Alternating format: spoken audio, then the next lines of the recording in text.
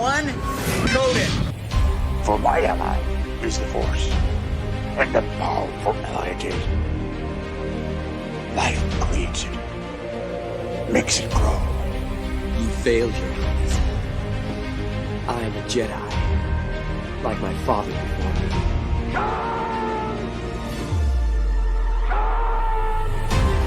Cry hammer, and let's set the tongues of war. Chevron 2 is coded. Conan, what is best in life? Crush your enemies, see them driven before you, to hear the lamentation of your women. Strong reflexes. I'll also say that you're heavy into martial arts, Tai Chi and all that killer stuff. I suppose we have to register you as a lethal weapon. Chevron 3 encoded. And somebody ought to belt you in the mouth. But I won't. I won't. The hell I will. Chevron 4 encoded. Do you expect me to talk? No, Mr. Bond, I expect you to die. Chevron 5 encoded. You take the blue pill. The story ends. You wake up in your bed and believe whatever you want to. You take the red pill. You stay in Wonderland. And I show you how deep the rabbit hole goes. Chevron 6 encoded. Knock a while you can, monk boy. Great Scott. Back off, man. I'm a scientist. You shall not pass! I thought I'd die fighting side by side with Al. What about side by side with a friend? The day may come when the courage of men fails, when we forsake our friends and break all bonds of fellowship. But it is not this day.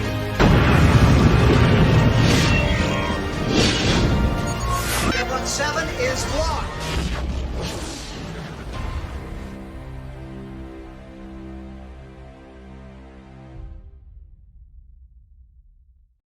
Hail and howdy, everybody. Welcome back.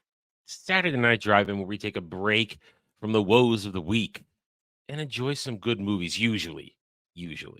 Anyway, I'm glad to be here today, even though once again I am off camera because the wiring in my building is crap and my upload speeds tank, which means I will freeze on camera. But you'll have to live with just Jed on camera. Jed, how are you? I'm doing great. I'm excited to talk about this one because this is going to be a mostly positive stream. We haven't had one of those in a very long time. So yeah, I think we're on the same page today. We're going to be all on the same page. For the most part. For the most part, yeah. I'm on the same page, just a different part of that page. Probably. I'm a fast reader. Anyway, either way, we're glad to have everybody here, and we're going to remind you once again that this is simulcast on both mine and Jed's channel. I think there's a little confusion sometimes, and partaking the because of the I can't speak, something wrong with me. Because of the conversation going on in the chat right now, at least in my chat between the two chats, got to remember, if you don't see my show or any video or stream showing up on a main page or anything like that, or Jed's, remember, always go to subscription page or go to our main pages to find it, because guess what? I'm partially shadow banned. We know that's a fact of life we live around here. So the best thing you guys could do, hit those like buttons, subscribe to the channel, share the videos, let people know we're out here. We fight it the good old-fashioned way by just bringing people in. All right, so we are here to talk about The Last of the Mohicans. This is a great movie. I chose it this week because after last week, I wanted to actually watch something with story, with characters, something I can get invested in, with a fantastic soundtrack. I wanted to just sit back and have a good time, and I was not disappointed. I have always enjoyed this movie. It is on my shelf. I would have shown it off multiple times throughout the week on streams, but again, off camera. And I watched the director's cut. It's called, actually says the definitive director's cut. That's what it says on mine. So I don't know what was in this in the theatrical cut, because I haven't seen the theatrical cut in years, Jed. But based on the works of James Fenimore Cooper, this follows the adventures of Nathaniel Hawkeye, adopted son of, and I'm not even trying to pronounce his name. I can't even do it. I'm not even going to try. Chunk. I don't know. Gotcha. Real quick, thank you, good sir Algram the Strong, for $19.99. Just tell them I'm a temporary shadow idiot. Thank you, good sir Algram the Strong, and as always, I appreciate your support for everything. Okay, so Jed, when was the first time you saw this movie? It's been a few years, but it was definitely after I reached adulthood. In the high school years, for those who don't know, didn't actually go to high school. I was homeschooled, but during those years, I read the book and really enjoyed it. So I'm definitely coming at this from more a book fan's perspective. Eventually got around to the movie when I was about probably 18 or 19, and I definitely prefer the book. There's no doubt in my mind that I vastly enjoyed the book more. It's been a long time since I Really? read it. I planned on rereading it. Got through the first 5 chapters this week, so not even close to finishing it, but did do a little bit of a refresher at least. Hoped to finish the whole thing. But yeah, I'm very firmly on the side that I enjoy the book a lot more because it feels deeper to me. The movie, I Yeah, do have some listen. issues with it. I enjoy it, but I don't think it's great. It's good. That's where I'm at. There's with it. nothing wrong. You're having that stance. I have no problem with that stance. Yeah, because in 9 times out of 10, a book or a source material version is going to be better than the movie it's based on. So I have no problem with what you're saying at all. You don't have a problem with what I'm saying right now. I know. Well, But we'll see. We'll see. there's one main thing that I think you're going to start screaming when I say. But Oh, okay. Well, I guess we'll get there when we get there. But I always enjoy this movie. I've been watching this movie since it came out. I think what year did it come out? 92? 92. 92. Yeah, I don't know if I saw it in theaters, but I definitely saw it at least that year when it came out. It wasn't years later. I saw it that year. I appreciate I love the casting of this movie. Daniel Day-Lewis, Madeline Stowe, fantastic. I think they do a great job. There's the soundtrack is great. We'll get to that at the end. I really like the direction in this. Let's dive in. I love the fact that as far as the movie goes, in the first 15 minutes, every single major player is set up. Mm-hmm. There's no wasting time. We understand who they are, where they come from. We've seen the first 5 minutes is all show don't tell. Watching the skills of Nathaniel. Oh God. God, I just forgot it. I could pronounce the other one's name. Shit. God damn. I got to look it up now. I'm looking up the Mohicans names. Just look up the cast. Just getting the cast. That's all. And once I get that, but I love how in those first moments when they're hunting the deer, it establishes these are what's a good word? Skilled individuals. Uncas, yeah. You've got Hawkeye, got Nathaniel, Uncas, and I'm gonna try Chingutchuk. Guy, all right. Uncas is father. Yeah. You nailed it. Yeah, whatever. Anyway, they're going through the forest, they're hunting that deer, and then you get the level of their skill. These are 3 badasses, and I appreciate that. And that's one of the things I like about this movie is when skills are on display, especially Nathaniel's skills. I really enjoy that a lot. And I think the movie has a good, solid start because it's giving you the history lesson right away. It sets you in the period. French and Indian War. It's the middle of it. We're in New York. What is New York's going to be New York State, and the English are losing. But what I think is most engaging is the fact that the war is just a backdrop to this story. Is that a fair thing to say? Oh, absolutely. It's definitely more about the inner character related things, especially with Magua's vendetta more than anything else. And I imagine he would have acted out in very similar manners if the French weren't there. He probably would have ended up doing very similar things anyway. But the interesting thing about what you mentioned there at the beginning, the first 15, 20 minutes isn't in the book. The book starts out virtually when the British and the girls are on their road to the fort. That whole stuff at the beginning with the hunting scene, especially the stuff in the village where they're talking, where some people are volunteering for the militia, that at least isn't in the opening chapters. There might be a flashback to it, but it doesn't seem like that's the type of book to have flashbacks. No, it's been so long since I read it that I only remember the first 5 that I listened to this week. And yeah, it starts you out in the thick of things. It starts you out right before the initial native attack. And I can understand the movie choosing maybe to give a little more because it's, first of all, as I said, if it sets you up, gets you a quick snapshot of Nathaniel Uncas and Uncas's father, and then it gives you a shot of the Monroe sisters and Duncan, and it establishes these are your main characters. Here are their relationships. Here's how they relate to the world around them, and I appreciate the drawing in aspect of this, how we're made to be in this world right away, and it allows me to get quickly engaged with these people. Where you've got Nathaniel, who is of English descent but raised by Indians, and now wants to basically at this point in this early in the story, he cares about him and his family. He doesn't care about anything else, wants to avoid a problem, but as a hero is wont to do, doesn't shy away when moments of distress of people who should not be plagued by such a problem are drawn into it. So they don't run away. Because as you said, if the book starts exactly when the Monroe sisters and Duncan's column are attacked by Magua and his hunting party and the French, then they dive right in, because his answer in the movie is, why were you here? We tracked the hunting party because we wanted to make sure where they were going, what they were doing. Because they're afraid for the families of the region who have been abandoned because the English needed the militia for the defense of the fort. And real quick, hail and Magit, 4-month member message. Hail to you right back. Thank you for joining us this evening. All right, so how different?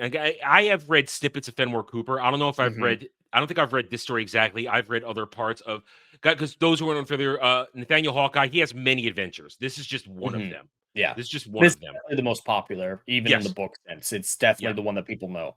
Yeah, I've read snippets over the years, mostly because of school and other education purpose like that. Therefore, I cannot speak to, as Jed will be able to a little bit better, not the authenticity of the adaptation to the book, but with the characters at this point, and I might as well go through them. How faithful is the movie to the characters' representation in the book? Now, this is where some of my criticism comes in, because the book is a lot more thought-provoking. It's a lot more deep. It's a lot more mature. I honestly do believe this movie, I think the best terms to describe it is watered down. It's very watered down, simplified for a normie audience, and it works well for it. It's still a very engaging story, but the original book is a lot deeper. You go a lot deeper into the culture, the characters, and when it comes to the characters themselves, I think most of them are good. Most of the casting, the writing, there's only one person that I would really say is horribly miscast, misacted. Let me guess. Would it be Alice? No. No? Oh, because okay, all right. But and it's beyond just the actor's performance. It's also the costuming, it's the writing, it's the portrayal, the direction. I don't really like anything about this character, and you're gonna hate me for the name I'm about to say. You're gonna go after Daniel Day-Lewis's Nathaniel, aren't you? I am. Okay. I'm not a fan of him in this movie. I think he's horribly miscast. And really? That's partially from a book perspective. Okay. But even from just an in-universe perspective, I didn't feel immersed. I don't believe that he was raised majority by Native Americans. I don't believe it. He doesn't have the depth of Hawkeye in the book. He doesn't have yes, Hawkeye did go through some rudimentary schooling, but not to the degree to talk as well as he does. He's still much more reserved in the books. He's much more thoughtful. He's basically the portrayal that they did in the movie of his brother. That is way more Hawkeye in the book. Just this strong, silent type who doesn't get involved and is just like there. Like you feel his presence. This one, I don't feel like Daniel Day-Lewis pulled off intimidating. Really? Pull off strong. I didn't get the sense. Like I felt like he was cosplaying throughout the entire movie, and that's also from his costuming. His costuming didn't feel authentic to me at all. It looked like a colonist with long hair braided back. Like his actual costume did not come across as Native American to me. Like I felt like he was a colonist who just thought Native American stuff was cool, so he picked up a few of their dress habits, and that was it. Like, sure, he's got great forest skills. He's got great forest skills, and that's more the show aspect of it. But I just don't believe that Daniel Day-Lewis was capable of any of that. He looked just like every other white man in the movie, just with a different hairstyle, really. And I'm not a fan of him. And partially, I don't believe his chemistry with Alice either, so I don't get invested in that storyline. Cora, excuse me. I get the two women mixed up. Yeah. But Cora, I don't feel their chemistry, so I can't get invested into their relationship. Wow. So I really like the action and the world building, and Magwa's performance, my favorite performance in the movie, probably. And there's some other writing things that were done that I'm not a big fan of, like the whole putting up Colonel Monroe to be not a bad guy, but an antagonistic force during the middle part of the movie. Mm-hmm. I actually agree with Colonel Monroe's perspective for reasons that no one really brings up. So, and everything is done so much better in the book that it makes way more sense. And yeah, but Daniel Day-Lewis, I think he was miscast entirely. Well, I mean, I disagree. I enjoy Daniel Day-Lewis as an actor. I think he has a great screen presence. And again, I haven't read the book, so I am coming, I would guess, from the normie perspective. I think that's a fair place to put myself in this. I feel as though I understand the change from what you're describing, because this is the time when casting leading men still kind of mattered in the 90s. And I don't blame the movie for doing it. If you can get Daniel Day-Lewis, you get Daniel Day-Lewis. Yeah. But I've seen him in so many better roles. Like his Lincoln movie with Spielberg. It's not an I'm not saying this is his best role ever. I'm just saying I enjoy him because I do get a screen presence from him. When he's on the screen, I'm always watching what he's doing. He was able to also do the physical acts that required him to accomplish. I mean, I'm looking, because of the way I watch movies at this point, I'm always looking to see if a stunt double's been slopped in. No, he was doing most of that shit. That was him in the movie doing this stuff. So I respect when they have the actor actually doing the action points. That's why I like. That's why I respect when Liam Neeson, Ewan McGregor, and Hayden Christensen did their own choreography in the Star Wars prequel trilogy, because they put the time in. So the fact that you had your lead in there doing this stuff, I like that he was able to do that. And as far as, again, his acting, I found his dialogue delivery, once in a while, it felt, I'll agree, it feels a little stilted once in a while for me, certain delivery. But for the most point, when he is asserting that alpha male personality, I'm sold when he's doing it, when he's standing up to the different authority figures, when he's trying to explain what's going on. One of my favorite moments, and I was purposely looking for moments to talk about, is when they come upon the settlement house of the family they knew in the beginning, which again, you would say is not in the book, but in the movie, we get them. That might be in it, just the stuff at the very beginning. Okay. I haven't got to that part of the book, and I don't remember from previous read-throughs. Well, in the movie, they come there after they've finished their hunting. They visit some friends in their house in the frontier there. And that's where we learn about the fact that the English army is calling for militia to bolster their ranks. And we just get acquainted that these are friends, and anybody that stays behind is going to be welcome in their house, family-wise. And after they've rescued the Monroe sisters and with Duncan, they come across the homestead, and the Huron hunting party has butchered all of them. And Uncas makes the remark that they didn't steal anything. They didn't take any booty, any loot. They didn't let the bodies where they lay. And when they're trying to leave, Cora, played by Madeline Stowe, remarks on the fact that these people, just because they're strangers, you should at least give them the courtesy of a Christian burial. How can you be so cold? And he turns around and loomingly marches on, and him being Nathaniel turns on Cora, march up, and his presence, you could feel him moving, and it's enough to move her back. And you're kind of leaning back in the seat, at least I am. And then he just says, they were not strangers. And then turns around and goes away. And it's one of those moments where, to me, the dialogue is perfect, because then it allows a couple scenes later, when they're hunkered down at a burial ground, avoiding the Huron hunting party, and he and Nathaniel and Cora have a conversation about the fact that these were people we knew.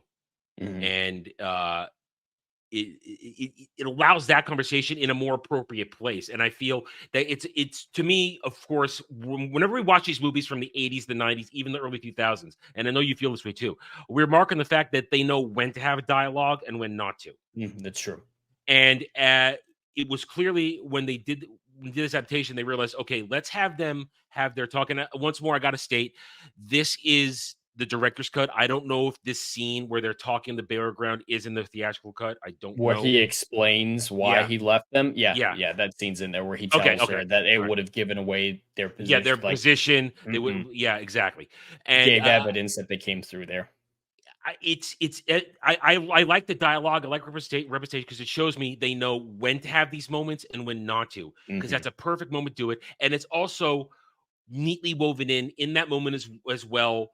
Earlier, after they had left the demolished line, Cora had picked up a pistol, and in that moment, you get these little bits of strength from her, which is important to her character. She's the strong one, while Alice is the weak one, and it's giving a strong female character without having her be a know-it-all whammons. Oh, it was completely within the movie. Like, it made sense. Every decision she made, every ability that she had. I will say that scene that you talked about a minute ago with the homestead being burnt down, and that is one of my favorite scenes in the movie from a writing perspective. Like, her the writing I thought in that scene was really good, especially since he basically just said they were not strangers, they stay as they lie.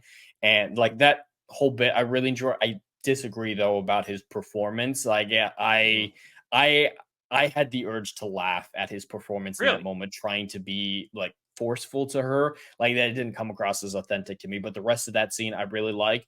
And that other scene you're talking about in the cemetery, there's a nice piece of setup and payoff to a certain extent, but more just logic. And I really appreciate movies who take into account, especially historical films, to make sure things work in a way that they did or should. And when she picked up the gun initially, the pistol in the initial raid, when she picked it up, I just thought, oh, of course, just the one she finds happens to be loaded and it's going to save her life. He hands her the powder. Yeah. I love that detail because I was worried. It's like, oh, yeah, it's just going to be loaded and stay loaded, and that's not going to be a problem. And because, powder could get wet. I'm sure they make a point of that in this movie. And I appreciate that I really appreciate stuff like that, where it's such a simple thing. Just he passes something over, no dialogue, not like, here, load your pistol. It's literally just like he sees she has a gun, realizes she probably needs some powder, passes it over. It's 2 seconds, blink it and you miss it. But details like that make me really appreciate this movie. You watch him pull the cap out with his teeth. He pulls it out with his teeth, hands it to her. And there is a lot of historical accuracy in this movie. And I really appreciate the warfare aspects. That's one of the things that draws me to this movie. I love watching the warfare because it's much more realistic. It's not like I absolutely adore The Patriot as a film. I love The Patriot, but final battle, it's Braveheart. That final battle is just so over the top and insane. Last of the Mohicans it's a grounded movie. It's not trying to pretend that this is epic warfare that's going to change the fate of the West or anything like that.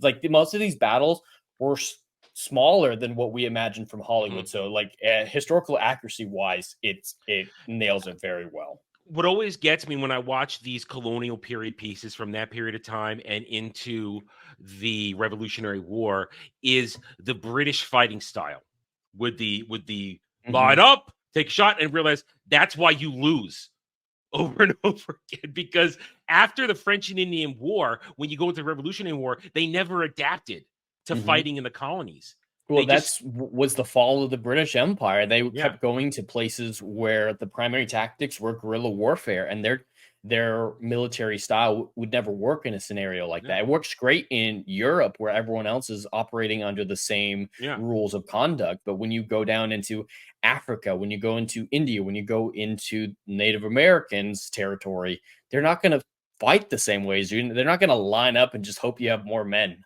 Yeah. It's not a war of attrition. It's a war of we're going to try and kill you outright. And whenever I see that, it always fascinates me, historically speaking, militarily speaking. They never learn that lesson. And they just stand there. And even so, we see it in the movie. Bayonets were a thing at this time. They had bayonets. A lot of those rifles were not equipped with bayonets. And No, then you're just they wielding a don't blunt consider object. close combat to be a primary method of fighting at the time. And that's While why George Washington, he was a general, not a general, but I think he was a colonel. he was a colonel. He was Yeah. in this war, the French and Yes. Indian War, and learned so much from it, and utilized and learned from the natives how to fight. And that's a lot of the reason why he was so successful against the British in the Revolutionary War. Exactly. Because he learned where they didn't. And I think the big reason that they didn't learn is the British weren't actually here. Like the commanders, the king, all those people in charge of the military, the admirals and whatnot, they were still in England. They were orchestrating this war from afar, like the high ups, and they're the ones who can authorize massive strategy changes. And since they weren't on the grounds like George Washington to say, all right, we can't keep fighting like this. They never learned. They never adapted, like you're talking about for the Revolutionary War. But there's a lot of neat history facts. Yeah, because that's one of the reasons I really do like this movie, because it always stirs the historian in me. There's a great line when the colonists are negotiating for their contract with being the militia, and after they leave, Duncan says to General Webb, "I thought it was always England's policy to make the world England, not bend the knee to these colonists." And then later on, when the colonists are trying to barter with Colonel Monroe to go back to their settlements as agreed upon with Webb, they're basically saying that idea of, you're just being authoritarians now. You don't really care about us. You just want to use us. Why should we be listening to dictation or demands and authority commands from somebody in Europe who's not even here? What I love in this movie, it's a brief, but they managed to show you the seeds of the Revolutionary War, because it wasn't just taxation with their representation; it was complete abuse of the colonists being told to do whatever just because they're supposed to be under the rule of the British Crown, when the British Crown was literally 2,000 miles away, 3,000 miles away, the other side of the world. And I that, from a historical aspect of it, I really enjoy it whenever I see it, because it reminds me, this is real history. And this is how these people felt. And this is the reason why they have the nerve to, when Nathaniel says, oh, no, I'm sorry. No, it's Cora that says it when she stands up to her father and Duncan and says, we might as well let them be French rule if we're going to treat them like this. They deserve better than this. These are people that are eking out life in this harsh world over here that has not been tamed. And we're going to simply try and make them do whatever we want. It's not right. Now, of course, she's operating off the fact that a man that she is, I don't want to say fallen in love with, but has deep they knew each other for like 2 days. 2 days, yeah. That's another reason why I can't get invested in their love stories. It's a movie romance. I am well aware that they've known each other for a handful of days. It's not as bad as Alice's sort of love story. Well, the Alice thing, and we definitely do want to talk about Uncas and Alice, is that's really a one-sided thing. And I think when Alice makes her choice at the very end, that's more of a line of, she doesn't know that there's a rescue party right there. Yeah. She doesn't know that her sister and Nathaniel. I just think that's dumb of her, though, because she only knows Unca from being with Nathaniel and their father. Like, she knows he's only here because there's other people around. So it's like, all right, Unca failed, but there's still other people actively trying to save me right now. Well, here's my thing with Alice, though, and I guess we'll talk about Alice quick. It's the contrast, Alice versus Cora. Cora can handle the reality of the world they're in. Understand it's harsh, it's brutal, this is disgusting, this is the war. Alice, she was unprepared. She was the weaker one. And I think from the moment they get attacked, when they're on the way to the fort, she suffers from a permanent PTSD the rest of the movie that just doesn't go away. She's kind of broken for the rest of the movie. She's out of it for most of the film. Which also makes it difficult for me to believe that she would have enough coherent thought to say, I'm going to Minecraft myself right now. I think I'm not coherent thought. I think that's desperation. Because that moment when Magua is reaching out, he's reaching out with a bloody hand. Yeah. And to me, it's come with me. What other choice do you have now? Of course, he doesn't give a shit. He would happily see her dead. Oh, yeah. He's definitely my favorite actor in this movie. Yeah. The He did not care whatsoever when she died. Didn't even change a facial expression. Just Wes Studi is fantastic in Mhm. almost every role he's always in, whether it's as a helpful person or an antagonist. He's Mhm. outstanding. And Magua, you love to hate him, even though Mhm. he is justified he is perfectly justified For being angry at for being Monroe, angry. taking For it being out angry. on the No, women is no, yeah. and the war parties. Going after Coronels, that's not just right. But I mean, Mhm. his desire for vengeance on Monroe, who led Mhm. who led the attack that destroyed his life. Yeah, He no, is justified. Now, 100%. And now his aligning with the French, like there's not any traitors there. He was a there, spy, so yeah. I mean, here's the thing: the only good guys in this are Nathaniel's party and Cora. Everybody else is kind, and I'll say Alice too because she's just an innocent victim in all this. yeah. Everybody else is a dick. Is a complete dick. Even the French commander, who at the moment you think, okay, he's being an honorable commander, subtly without saying, once more, good show don't tell, says to basically lets Magua know, listen, I can't break the truce, but if you want to go murder all of them, that's fine. You could go do that just with a nod. He Yeah. basically says that I can't break the truce. I have the French honor, but you could go do it with a wink and a nod. Everybody's a dick in this. Now you say Colonel Monroe is a little more vilified. I wouldn't say he's vilified. I agree that he's justified from his position because to him what matters is the war and his duty as a soldier. Well, even more so than that, my biggest reason for saying he was right to not let the militia go, more than just the war efforts, is, and they never brought it up, I do not legitimately believe that they would all be able to sneak away like that. I'm totally good with one native being able to slip through with some help from a sniper. That I can 100% buy.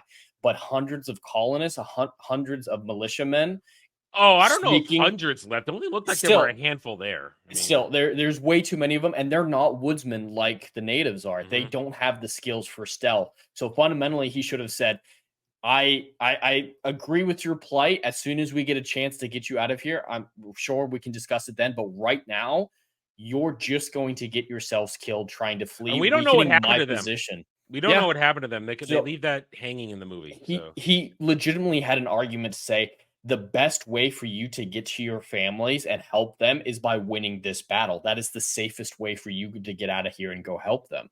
But he never brings it up, never says there's no way you're going to get out of here alive just because of the French and Indians out there.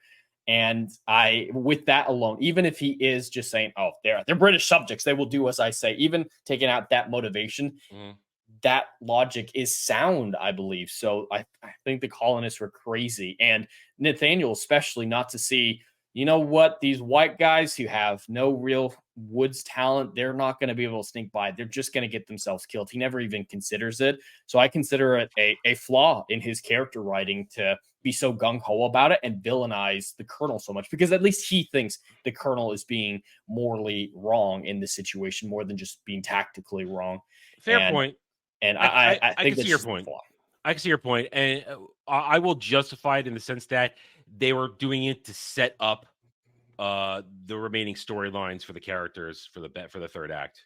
I think there could have been better ways to do it. I'm sure the I book did won't it better. disagree. I won't disagree, but that's the justification that I see. It's that they're doing it so they can set up, so they can make sure that the focus is on the characters and not on on the militia, as well as extra things to do in that third act, because I think they wanted to have in terms of a battle sequence as few people as possible in the British survivors marching away. So when Magua's hunting party, or not hunting party, war party, that's a full-on war party at that point. So when they beat them all, it really is, they look like they're outnumbered, so that they don't have the extra militia. That's my general gist when I look at it. But I can understand your point, and I agree. I was watching, thinking, how are those guys going to escape in the middle of this battle? I guess they'll find a hole. I was willing to go. They don't even really show it well enough. Maybe it's in the director's cut, but they skip over the colonists' escape. And oh no, they don't show it. No, they don't show it. We go time later, and He's Nathaniel getting arrested. arrested. Yeah. They don't show that in director's cut. I'd have to, I should have probably looked up what was added in director's cut and what wasn't, considering I haven't seen the theatrical cut in forever. But either way, I get your point. I don't disagree with you, but I was willing, as watching the movie, I'm so caught up and invested in the characters, because once, as I said before, when with the war as the backdrop, it really is about these characters, and I'm invested in these characters at this point. I was into Nathaniel and Cora. I disagree early, sir. I thought that Daniel Lewis and Madeline Stowe had decent chemistry. It wasn't super passionate chemistry, but it didn't feel like they were just mashing up against each other. I feel they did work well. If they didn't work well to me, then the later on the use of the "I will find you" line wouldn't hit with me. That hits me. Oh, that's probably the line that I see is the cheesiest. I love it though. I love that kind of shit. I love it. Another phrase I would associate with this film is melodramatic. Some of it feels melodramatic to me, and that's especially when we talk about the music at the end, but just stuff like that, like "I will find you." Like, you've known her for 3 days, and now you're saying the line like that. Movie romance. I hate his delivery. I hate his delivery movie romance. in that moment. I'm okay with it. But there's other scenes where I just get the sense that this is melodrama, like killing Magua at the end. What are you talking about? That's one of the greatest moments in this movie. It is so melodramatic. It's awesome. It's incredible. I love the action in this movie. I love the hand-to-hand combat. I love the dual wheel that goes along. And let's lead up to that. I want to close with that because that's the end of the movie. Everybody's relationships are fine. The motivations to me make a lot of sense. Whether or not they were shortchanged a bit like Monroe, I feel like I'm never asking why with any of these characters. And I appreciate, to me, that's why the movie works for me, with the dialogue, the presentation, the acting. Everybody, their motivations are clear, their decisions are clear. Even when we get to after they escape the second ambush with Magua's hunting party, where they're chased to the waterfall. When Magua takes the Monroe sisters to show as trophies to the chief of that Huron tribe, that was a long walk. I'm going to assume that was at least days, maybe a week. I'm going to assume, considering it sounded like they were going up to Canada. It sounded like, yeah, that's what it sounded like. Because they show that Cora and Alice look pretty worse for wear by the time they get there, and the boys are pretty beat up too. I'm sorry, Monroe and Duncan. Duncan was taken prisoner as well at that point. When they go through that whole point right there, and I appreciate the whole aspect of Duncan's character by this point. Duncan he's watched his world fall apart. He thought he was going to marry Cora, and she's rejected him. And then he has to watch as she's swept off her feet by Nathaniel, and as she falls head over heels for him. And then he has to watch as she's about to die, and then Nathaniel's ready to give himself up for her. That's a great character redemption. I love character moments like that. And Duncan, because he's I like that scene where Magua is first talking in Huron to the Huron chief, and then Nathaniel shows up and he tells Duncan to start translating in French because he knows to speak French. But then while everybody's speaking different languages, you always hear Duncan in the background speaking the translation. Great detail. They didn't forget to do that, and I really appreciate that. And I think that's indicative of the two best things about this movie, in my opinion: the attention to detail and the world building. I think those are the strongest aspects of this film, and just little stuff like that I appreciate. And when they go through that whole thing, it is a fantastic moment of Duncan, who we're not supposed to like him because of the way he behaves towards Cora, the way he behaves towards Nathaniel and his gang. And then in that moment, when Nathaniel says, take me, I'm a worthy replacement because of the heritage that I'm connected to, even though I'm adopted. Because the Native American Indian culture, they're big on blood brothers. They're big on people making blood oaths and stuff like that. So him being an adopted blood son to whatever Bono had made to Uncas's father, and I'm not going to try to say his name again. That's a legitimate thing. They would see that as, okay, you are of Mohican connection. That would be a worthy sacrifice. But then Duncan says, no, take me. And because it's different language, Nathaniel doesn't know it's happening until it already happens. Yeah, no, And- that's a great detail. And to realize he's going to be burned alive. That takes balls, because that is a horrible death right there. Well, I have a question about Duncan for you, because like you said, you're supposed to dislike him, and that's what the movie wants you to think, or at least by the end he'll redeem himself, obviously, Yeah. but you're supposed to not be a fan of his, if nothing else. I don't know what he legitimately does wrong in the movie, though, if you think about it. Well, no, Because he doesn't do wrong. He just behaves like a dick.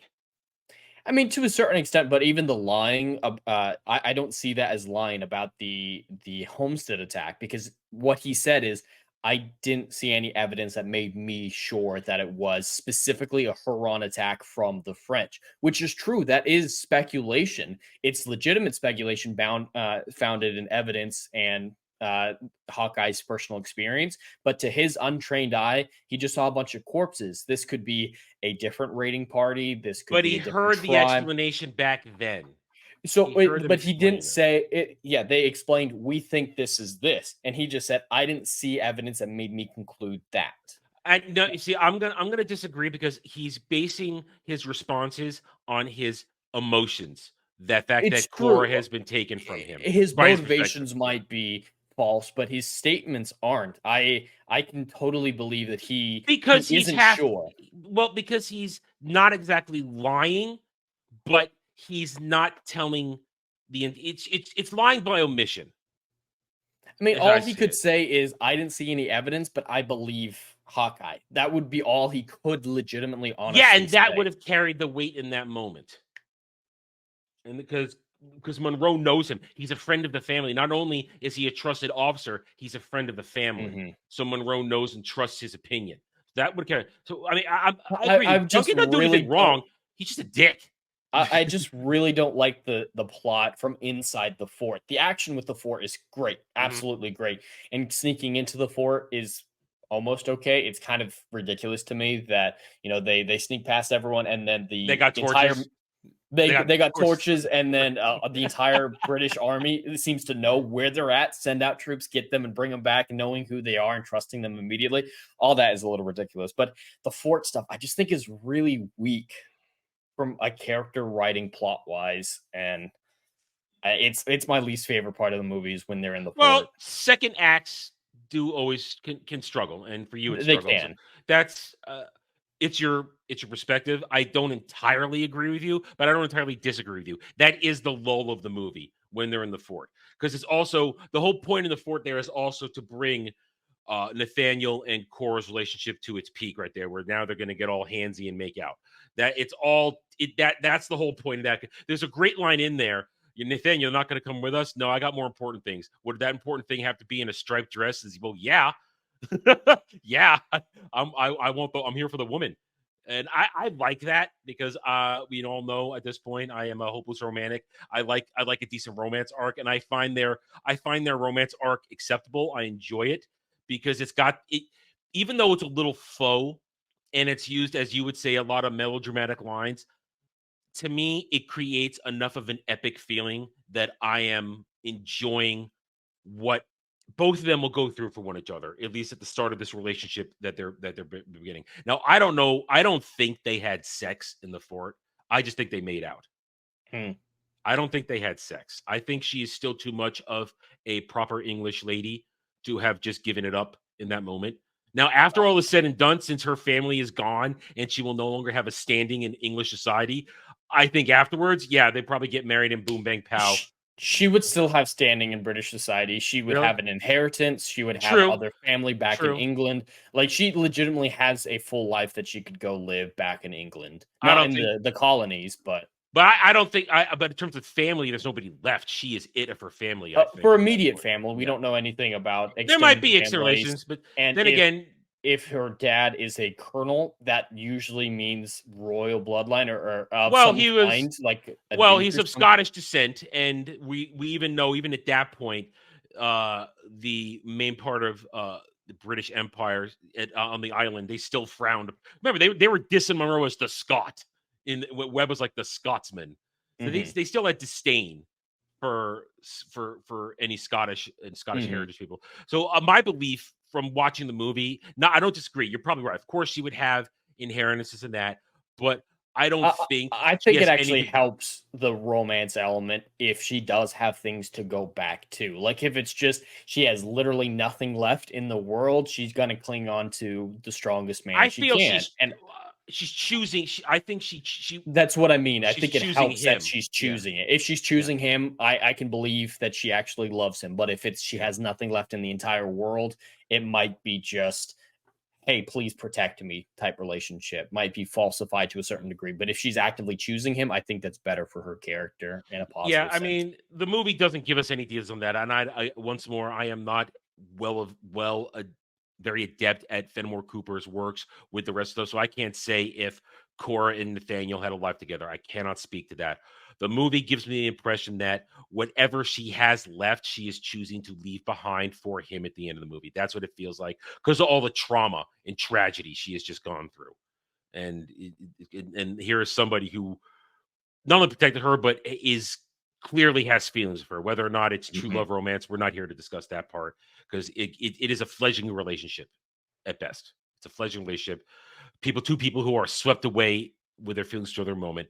But after the Huron camp incident where the chief gives Alice over to Magua, who could, as we said, give a shit, there's the hunt. Uncas makes the stupid mistake of going on ahead by himself. That was dumb. That is just dumb because there's enough. There is show don't tell moments that he was infatuated with Alice from the moment they came upon. Oh yeah, he would stare at her. Yeah, he had creepy dude stare, and he had major creepy dude stare. Yeah, now I guess he had fallen in love with her at first sight. Alice was oblivious to the whole thing. She was oblivious. There was no connection between them. It was all on one side, and that's why I said earlier when he tries to rescue her. In that moment, I don't think she felt anything for him aside from, he tried to save me. But I think at that moment when she does Minecraft herself, she doesn't think clearly enough that there's any way out. It's either go with these guys and probably be brutalized for the rest of her life, or just end it. I think the best way to justify her Minecrafting herself is if she reciprocated Unca's feelings. But I don't think in the movie there's enough of that on her side. In the movie, she shows little to no interest in him, while he shows all the interest in her. It's and whether the movie meant to have it be that way or not, I cannot speak to that. I'm simply the dude who watches it. But that whole sequence, though, with the signature track of the movie, which I love that track. I'll wrap in my music thoughts of this. I love the soundtrack to this movie, and that track is one of the most epic tracks of all time for me. I think it's a cool thing. It's that slow build, and it just connects the whole thing. And I mentioned this earlier. One of the things I love the most about this movie is when we see people's skill sets on display, and watching Nathaniel and his father when they just blow through. Nathaniel first we finish Nathaniel. Here's one of the things I want to remark on. Remember, these are flintlock rifles. These are pre-revolutionary flintlock rifles. These things are not the most accurate things in the world. God, no. And they don't have distance.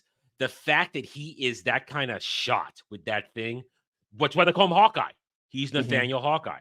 Well, yeah, those rifles don't have rifling, and that's what makes distance possible for most people. Yeah, so he's able to first put Duncan out of his misery. He does the right thing by giving him that merciful end while he's on fire. And then as they're running up the mountain to chase after them, taking the shot, randomly and I love that attention detail, knowing at one point he's loading while running. I love it when they do that. That's just cool to me.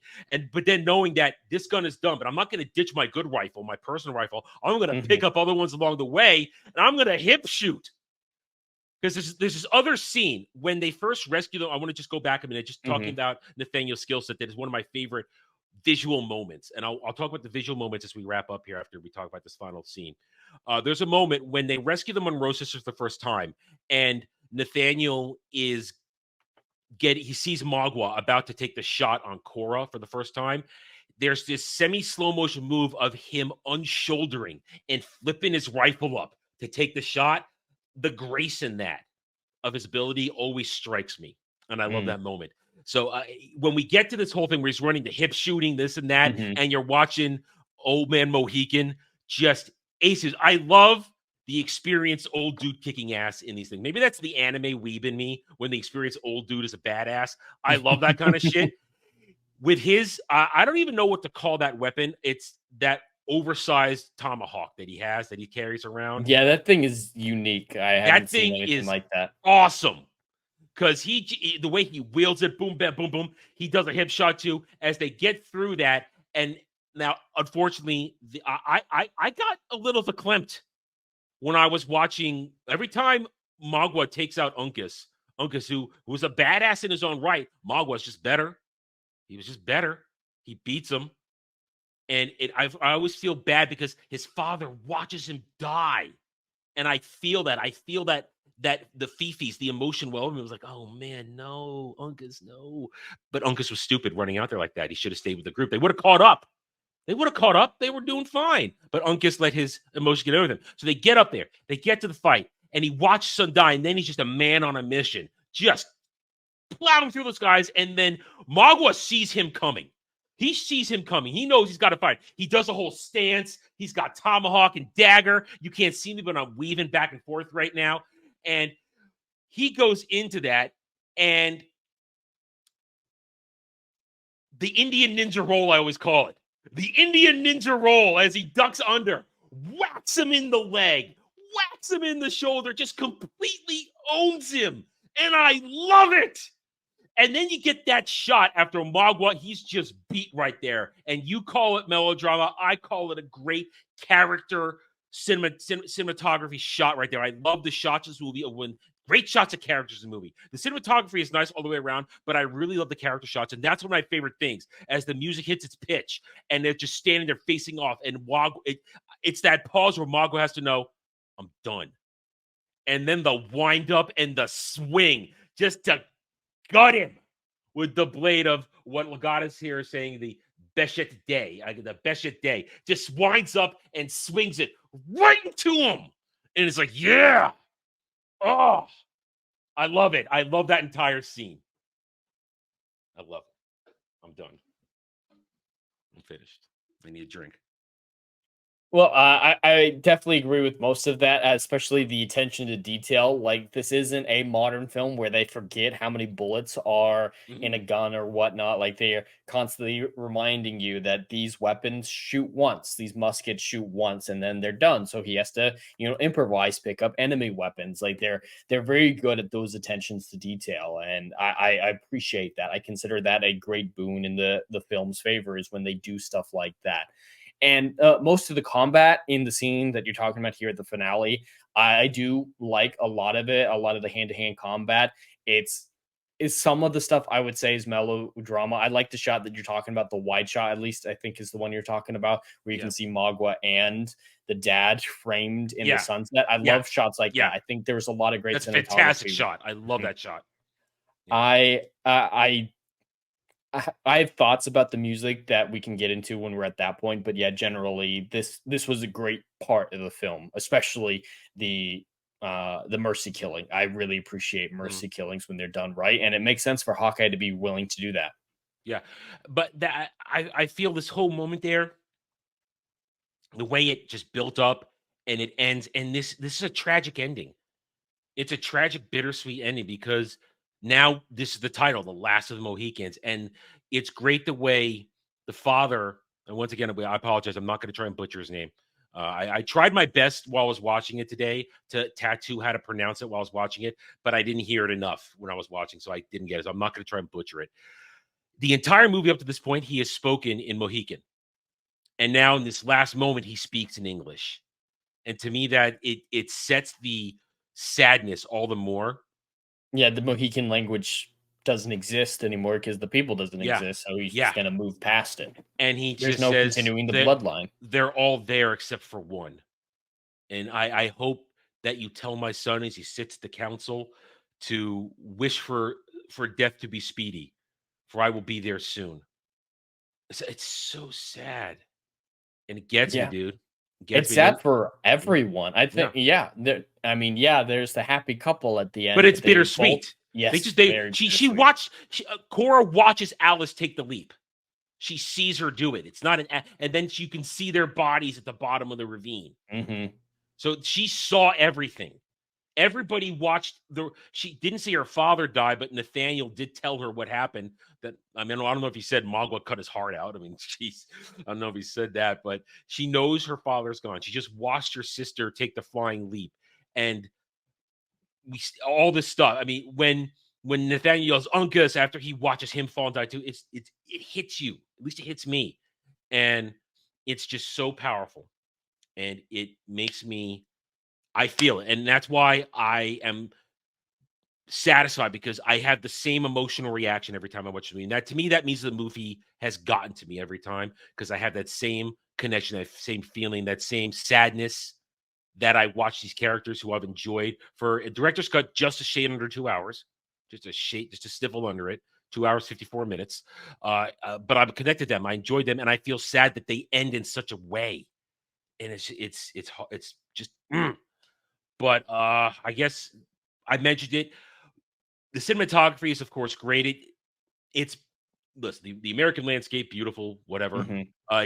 Cinematography for lots of other shots are much beautiful. European landscape can be much more majestic because there's a lot more character to it in that part of the world. A lot of our area here. I gotta be honest. Listen, I live around it. Blue Ridge Mountains ain't that pretty. Appalachians ain't that pretty. They ain't pretty. I'm sorry. They're very boring to look at. So to me, the cinematography shines this movie. Character shots. That's where the cinematography in this movie shines. These moments where you see the characters either in pairs or by themselves or in setup shots. That's where it looks. Or when you're getting shots of the army, the military action. That's what looks good. There's that one moment in the second ambush when after they've left the fort where all the muskets fire off and the entire area is filled with the smoke, and you realize that's real.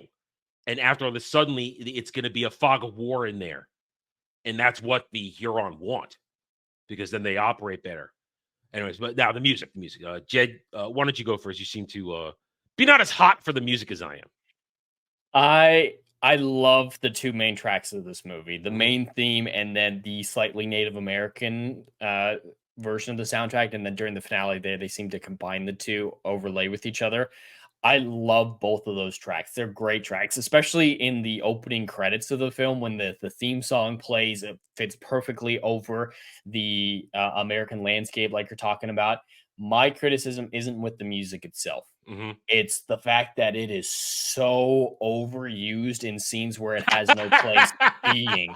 Like I can accept that. I can accept that. Dramatic character moments where things are sad, people are worried, and then the happy like version of the song comes on. I'm just like, no, this is wrong. This is not the right thing. It's great for the landscape shots. It's great for the travel shots. It's great. I can accept that.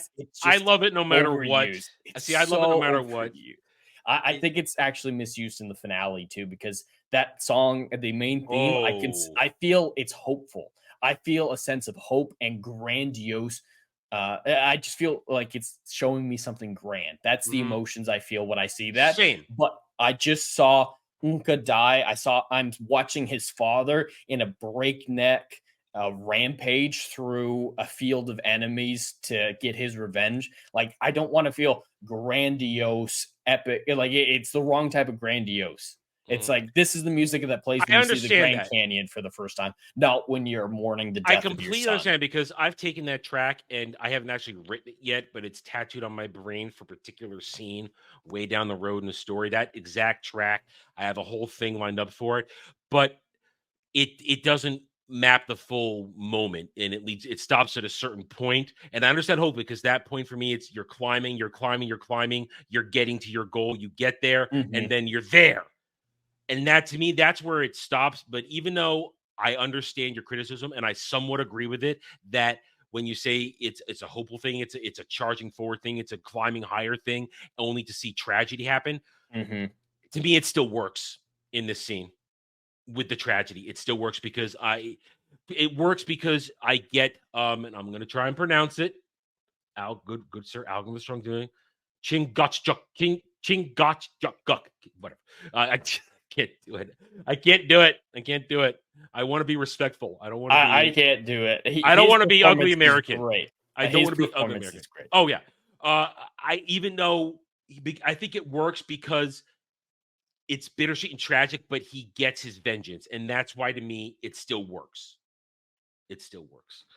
Well, all right. It's an hour. I think we've said all we can say. We didn't so much. I think we covered everything nicely. Before I go into my conclusion, Judge, anything you want to add? Not that we haven't already talked about. Okay. That's the way we go here, folks. We sort of eventually get everything we want out of our system. All right, it's my week, so I'll go first on scoring. As I said, I enjoy this movie every time I feel it. The emotional beats always hit home with me. I am always drawn in these final moments. I am always sad at the death of Uncas. Not so much Alice, because she's kind of a non-entity throughout the movie, but it's a powerful movie. I think even though Jed says it is not as book accurate as he wants it, I still don't think it's respectful to the source material, which is something we don't get a lot of these days. And that's why I enjoy watching something that is honoring where it came from. I felt it was well cast. I always enjoyed Daniel Day-Lewis. I think he is a phenomenal actor. I'm pretty sure he's retired at this point. He is no longer doing acting as anything.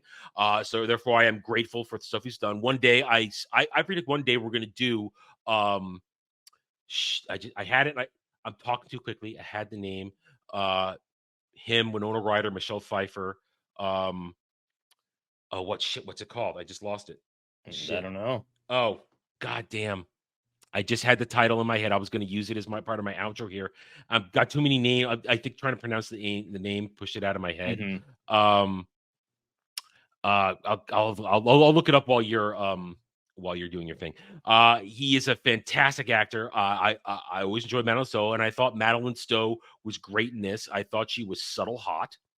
There's not a lot of sexuality in this movie, but she's an attractive woman. And even when she's all tussled, her attractiveness still draws you in.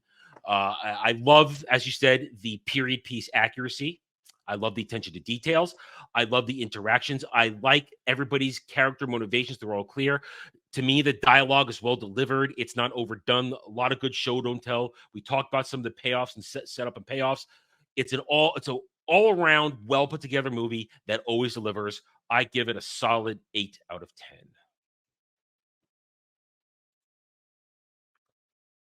All right. So yeah, for me, I come at this from a different perspective. I definitely enjoy this film, and I would call it good, but more leaning towards okay than great in the good category. So I enjoy. I think there are definitely flaws in it, in the writing, character writing, mostly, and I do believe that Daniel Day-Lewis was miscast. I don't get any sense that he's actually lived the life that the movie portrays, and so I'm never able to fully immerse myself in the film or his character, especially because my disbelief is just too strong with him. And some of the other characters I do believe are bland, but the action is very realistic. The attention to detail, I love. The setup and payoff, all that stuff is really good. And the historical accuracy, I'm not an expert on the period in any way, shape, or form, but I do have an interest in the Revolutionary War time frame and the years leading up to it. So I do appreciate a lot of the attempts at historical accuracy that modern films just won't even attempt. No. They won't even attempt. Bridgerton, we're looking at you. Yeah. And just like you said, as it may not be a perfect adaptation of the book, which I do prefer, it definitely respected the book. I cannot deny that fact, even though I think watered down melodrama is the best way to describe the adaptation, but it definitely respected the source material. So I have to give it props for that, if nothing else. Overall, it's good, and I'd give it a 6 out of 10. That's respectful from you. That is very respectful. Yeah. And yes, we got here Age of Innocence. I just looked it up as well. The Age of Innocence, that's an English period piece that he's in. He did it the following year in 93. Someday we'll get to that, because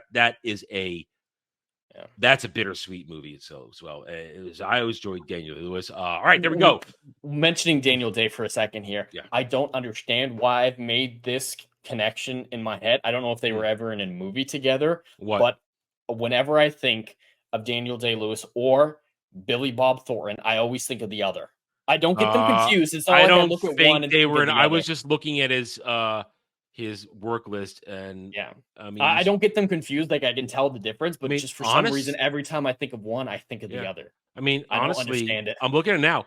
Daniel Day-Lewis only made about 1, 2, 3, 4, 5, 6, 7, 8, 9, 10, 11, 12. He only made about 15, 16 movies. Yet Wow. yet most of them are powerful. I mean, I like this movie, My Left Foot. That was his first movie, and that's ruined. In the Name of the Father is a really powerful movie. Mm. I don't like the movie itself, but I like him in it. Gangs of New York. I like him in it. I don't like that movie, but I I like haven't him seen in it. it. I don't know if you'd like it. It's not very good period piece accurate. Mm. I don't think you'd like it. But His Lincoln, he's really good as Lincoln. It's not very historically accurate. This plot is rough, but he's very good in the role. Yeah, I mean, he's an excellent actor, and I thought he did more stuff, but everything I've always seen him in, I always like him in it. So I appreciate that. I'm sure we'll get to a couple more of these movies as time goes on. So there you go, guys. We're done. Jed, have you chosen next week's movie? Because I've chosen my next movie. I have. We've been doing a lot of sci-fi. We've been doing a few movies like this, more period pieces. I wanted to mix things up and go for more not thought-provoking, nothing any too crazy, but just an interesting concept. I was gonna go Three Musketeers, actually. That was gonna be my pick. But Which one? The one with Tim Curry from the 90s. Okay, that's actually my favorite one. Oh, I love that one. Yeah. But because we did Last Mohicans, which is, it's close to that era. Obviously, they're not right next to each other, but they're close enough that I decided to go with Will Ferrell's movie with Emma Thompson, Stranger Than Fiction. I think I might have seen that once on TV. It's an interesting movie. It's not going to be a profound movie. I don't think either of us are going to give it like I'm nines not or the biggest eights. Will Ferrell fan. This is my favorite Will Ferrell movie. Just like Jim Carrey and Robin Williams, my favorite movies with them, my favorite performances with them are when they're being serious. This is a very serious Will Ferrell movie. Well, I'll announce it now because I just upgraded it on my Blu-ray. So I kind of want to break it in. We've done it before, but not in the iteration of this show. And so as you who will know, there were certain movies that were covered in the previous version of the show before Jed and I started hosting together that I want to redo because I don't want them lost to the ether. When we come back in, actually, wait a minute, hang on, make sure the lining time is right for that. Let me check the calendar. This is you're not going to Vegas, are you? No. Okay, so we're fine to do drive-in on March 9th. I'm sorry, March 9th. God, no, sorry. We're fine to do drive-in on April 6th. Yeah. So we're fine to do drive-in April 6th. Therefore, I'm happy to say we're going to go back and we're going to do Fifth Element again. That's on my list, actually. I've never seen it. So. Oh, I really hope you like it. I hope you like it. Everybody loves this movie. Don't do this to me, Jed. Everybody loves Fifth Element. Don't hate it. Don't do this to me again. Leeloo Dallas multipass. God damn it. So I just upgraded my copy to a Blu-ray copy last week. So I want to break it in. I'm very happy. I'm excited because my DVD quality one was shit, and I've been wanting to. It was one of the first DVDs I ever bought for my collection, so it was really, really old. So I really do. So all right. So next week is Stranger Than Fiction, and the following week is Fifth Element. Leeloo Dallas multipass. All right, guys. Thank you one and all for being here. We hope you had a good night. Again, hit those like buttons, subscribe to the channels, and we thank you. And we'll see you next week. Until then, guys, take it easy.